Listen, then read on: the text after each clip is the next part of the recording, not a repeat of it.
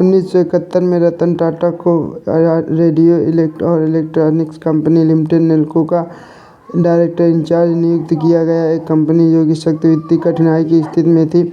रतन ने सुझाव दिया कि कंपनी उपभोक्ता इलेक्ट्रॉनिक्स के बजाय उच्च प्रौद्योगिकी उत्पादों का विकास नियोजित करना चाहिए। जेआरडी नेल्को ने ऐतिहासिक वित्तीय प्रदर्शन की वजह से अनिच्छुक थे, क्योंकि इनसे पहले कभी नियमित रूप से लाभांश का भुगतान नहीं किया। इनके अलावा जब रतन ने कार्यभार संभाला, उपभोक्ता इलेक्ट्रॉनिक नेल्को की बाजार में हिस्सेदारी 2% की घटा, बिक्री का 40% था। फिर भी जेआरडी ने रतन के सुझाव का अनुसरण किया। 1972 से 1975 तक अंततः नेल्को ने अपनी बाजार में हिस्सेदारी 20% बढ़ा ली और अपना घाटा भी पूरा कर लिया। लेकिन 1975 में भारत के प्रधानमंत्री इंदिरा गांधी जी ने आपात स्थिति घोषित कर दी, जिसकी वजह से आर्थिक मंदी आ गई। इसके बाद 1977 में यूनियन की समस्याएं हुई, इसलिए मांग के बढ़ जाने के उत्पादों में सुधार नहीं आ पाया था। टाटा यूनियन की हड़ताल का सामना किया। 7 माह के लिए तालाबंदी कर दी गई। रतन ने हमेशा नेल्को की मौलिक दृढ़ता में विश्वास रखा, लेकिन उद्यम आगे और न रह सका। 1977 में रतन को एम्प्लॉयज़ मिल सौंपा गया। यह टाटा नियंत्रित कपड़ा मिल थी। जब उन्होंने कंपनी का कार्यभार संभाला, यह टाटा समूह की बीमारी इकाइयों से एक थी।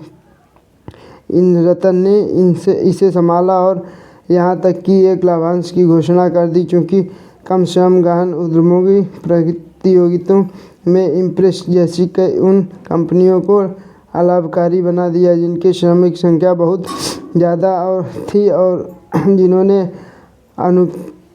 अनुकीकरण पर बहुत कम खर्चा किया। रतन ने आग्रहों पर कुछ निवेश किया, लेकिन पर्याप्त नहीं। चूँकि मोटे और मध्यम सूती कपड़े के लिए बाजार में प्रतिकूल था, जो कि इम्प्रेस का कुल उत्पादन था, इम्प्रेस को भारी नुकसान होने लगा। बॉम्बे हाउस टाटा मुख्यालय अन्य ग्रुप कंपनियों से फंड को हटाकर जैसे उपक्रम में लगाने की इच्छुक नहीं था, जिसमें लंबे समय तक देखभाल की आवश्यकता हो। इसलिए कुछ टाटा निर्देशकों के मुख्यंत नानी पलकीवाला ने फैसला लिया कि टाटा को मिल समाप्त कर देनी चाहिए, जिनसे अंत में 1986 में बंद कर दिया। रतन इस मसले से बेहद निराश हो गए और बाद में हिंदुस्तान टाइमर्स के साथ साक्षात्कार में उन्होंने दावा किया कि इस इम्प्रेस को मिल जारी रखने के लिए सिर्फ 50 लाख रुपए की ज़रूरत थी। वर्ष 1981 रतन टाटा इंडस्ट्री में समूह की अन्य होल्डिंग कंपनियों के अध्यक्ष बनाए गए, जहां वो समूह के कार्यनीति विचार समूह को रूपांतरित करने के लिए उत्तरदायी थे।